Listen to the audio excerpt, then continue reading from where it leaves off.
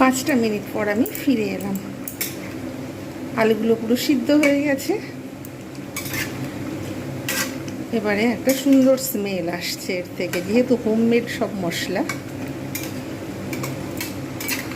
ধনে জিরে গুঁড়োর সাথে কিন্তু গরম মশলাও অল্প পরিমাণে ছিল, কিন্তু আর একটু পরিমাণ বাড়াতে হবে, তাই আমি এর সঙ্গে এক্সট্রা গুঁড়ো গরম মশলা অ্যাড করব। সব সিদ্ধ হয়ে গেছে।